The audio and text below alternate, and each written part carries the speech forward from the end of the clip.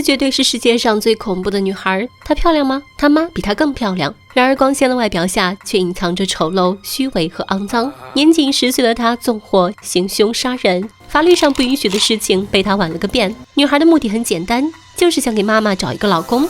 女孩名叫尤莉，自幼便失去了父亲。她有一个貌美如花、走路眼光四射的妈妈，但妈妈并不能弥补她心底里缺失的那份父爱。她渴望拥有一个后爹来补齐这个残缺的家庭。很快，新来的教师安德烈就被尤莉看中。开学那天，尤莉主动送上鲜花，并热情地介绍了自己。说完，尤莉就跑到了妈妈身边。安德烈的眼神也被吸引了过去。尤莉妈妈的美貌让安德烈心生荡漾，两人眉来眼去，不知羞耻。尤莉的眼神一点也不像个孩子。就这样，尤莉计划的第一步达成了。但她不知道的是，安德烈其实是个已婚男人，他有一个贤惠的妻子和听话的女儿。即使安德烈接受了尤莉的妈妈，他们两个也不能在一起。课堂上点名时，安德烈发现班级里少了一个学生。诡异的是，几乎所有的同学都对失踪的同学讳莫如深，只有尤莉告诉他，那个女孩挂了，以前就坐你女儿现在坐的位置。女儿吓得一下跳了起来。安德烈对这件事很是好奇，放学后他开始四处打听那个学生的下落。从校工那里，安德烈听到了一些传闻，那个失踪的女孩是跳楼自杀的，医院诊断说是精神分裂。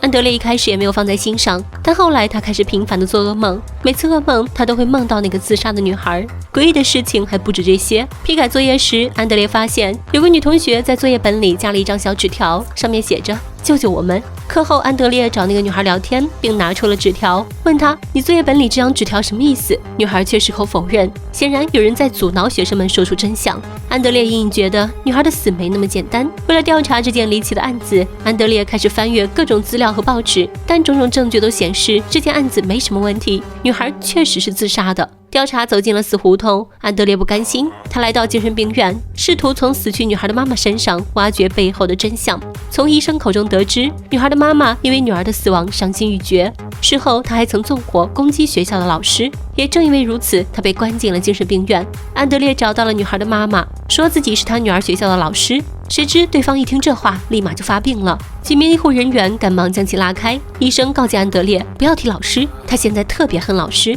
安德烈的调查也陷入了死局。这是个天真可爱的女孩，任谁也不会想到河里的几具浮尸是她的杰作。老师安德烈夜夜都陷在噩梦当中，几乎每晚安德烈都会从噩梦中惊醒。妻子心疼丈夫，不行，我们离开这里吧。可安德烈却大发雷霆，离开不是他想要的结果。折磨安德烈的不只有噩梦，还有班上的学生。他们在黑板上画画示威，写着调侃安德烈的词语，风扇上也画着鬼脸，这让安德烈难以忍受。不仅如此，他的学生还在暗中监视着他。安德烈完全被这群学生玩弄在股掌之间，他崩溃了，他已经受够这群不听话的学生了。这时，可怜巴巴的尤莉出现，喊他回去上课。安德烈大怒，这个班的学生也太不乖了。尤莉深情地说：“你来教教我吧。”安德烈不愿意，让校长给你们找新老师吧，我教不下去了。尤莉继续说：“我爸早去世了，就连你也不想教我了。我一个10岁大的身体，你认为我很坏吗？你要是不教我，我也去跳楼。”安德烈追着尤莉来到会堂，尤莉坐在椅子上，对他说了一句极其高深的话：“我很同情你，你是否因我而改变？”安德烈一脸懵逼，小小年纪说话这么成熟。尤莉也不装了，开始哭诉自己的身世。其实我是个天才，2个月会说话，3岁就能够熟读各种古诗词。然而爸爸去世后，一切都变了。这个曾经的天才成了别人眼里的怪胎，几乎每个学生都不待见他，所以他尽量不说话，假装自己很蠢。你不教我就算了。尤莉唯一的心愿就是能找个继父，组成完整的家庭。安德烈很符合尤莉的条件，在他听到老师周末会去公园后，便带着妈妈一起也去了公园，制造偶遇。果然，安德烈和尤莉妈妈一见如故，两人坐在长椅上相谈甚欢。安德烈甚至还将自己的衣服披在尤莉妈身上。一旁的尤莉正在和安德烈的女儿喂松鼠，尤莉时不时看向妈妈，暗示他勾引安德烈。他对安德烈很满意，是个好爸爸的人选。如此温馨的一幕让尤莉又找回了家的感觉。可一通电话打乱了尤莉的计划，是安德烈的妻子打来的，让他赶紧回家。安德烈不敢违抗妻子的命令，只能照做。临走前，他还拿走了自己的衣服。看着远去的安德烈，尤莉的眼神怨毒无比，怀中的松鼠被他掐死，扔在一旁，拉着妈妈走了。尤莉不死心，她借着生病的理由将安德烈骗到了家里。结果尤莉去了奶奶家，只有尤莉妈一个人在家。安德烈参观了尤莉的房间，居然都是书，没有玩具。尤莉妈也不知道，她什么都听尤莉的，而且没有尤莉的批准，她都不敢进来。安德烈一回头撞到了尤利妈，一个小小的身体触碰就让两人心意相通，完成了生命的大和谐。可怜的安德烈妻子在家教女儿读书，都不知道自己被绿了。事后的尤利妈风情万种，让安德烈别介意，不愧是大度的女人。安德烈提包走了，这一切全被尤利看在眼里。第二天，尤利单独将安德烈叫了出去，他很明确地表示安德烈和自己妈妈发生了关系，他希望安德烈能够成为一个负责任的男人，乖乖地当自己的爸爸。安德烈十分诧异，自己压根儿就没有任何心理准备，让他别管大人的事情。见安德烈不答应，尤利气急败坏，好一个双重道德标准啊，扬言一定会让他后悔。这时候安德烈女儿走了出来，尤利赶忙示意，来，我给你说个刺激的小秘密。女儿被安德烈骂回去，关上门。你居然想告诉我女儿，我要跟你妈妈谈谈，你需要帮助和治疗。尤利反驳他，你才需要帮助呢，老师。然后气势汹汹地走了。碰到校长，不忘装一下天真无邪。当晚，安德烈的家里就着火了。你能想象这个小女孩是满手鲜血的恶魔吗？所有忤逆她的人都将得到报复。这晚，安德烈正在家里熟睡，突然一个火球从窗口扔了进来。下一秒，安德烈的房间内燃起熊熊大火。安德烈抱着妻子在火场里呼喊着女儿的名字。虽然一家人逃出升天，可是家里被毁了。但尤利的报复还没有结束。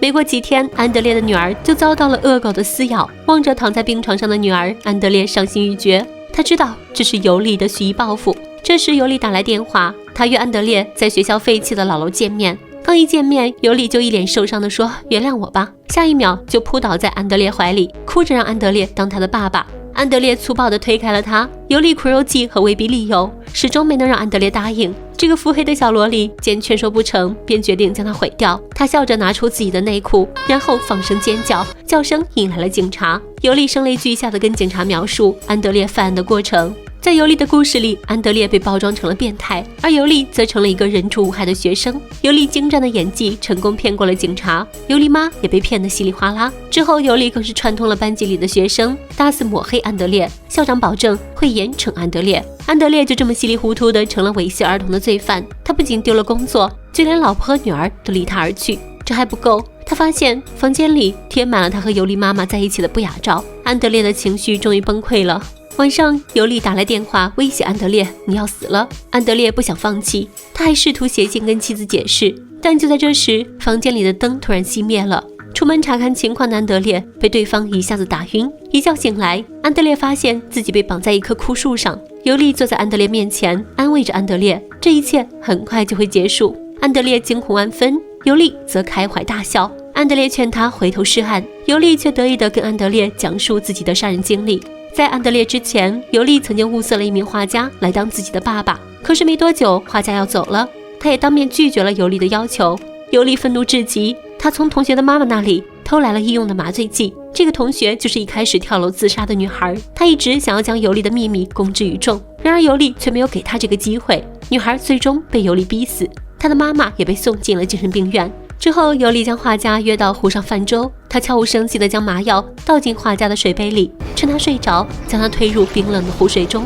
同学死后，邪恶的尤利还去刺激同学的妈妈，用自己的花言巧语给同学妈妈洗脑，让有神经病的同学妈妈成了他的狗，对他言听计从。这时，同学妈妈赶了过来，安德烈还想跟对方解释，但尤利不给他这个机会，他用胶带死死地封住了安德烈的嘴。一直仇恨老师的同学妈妈显然不是来解救他的。看着同学妈妈从工具箱里拿出来的各种工具，安德烈的眼神中流露出了深深的恐惧。尤利说，男人最坚韧的是脊柱，他命令同学妈妈把安德烈的脊柱给拔了。杀了安德烈后，同学妈妈仿佛得到解脱，尤利将手枪递给了他，还顺手擦掉自己的指纹，亲吻了同学妈妈的脑袋。去吧，去陪你的女儿吧。同学妈妈看着女儿的照片，躺在女儿的床上开枪自尽。好一招劫道杀人啊！赶来的法医取走了安德烈的脊柱，还安慰了假装受惊的尤利。很快他们查到最近的尸体都是同学妈妈干的，证据确凿，有理有据，令人信服。所谓的人证就是尤利。法医在看到尤利妈妈的第一眼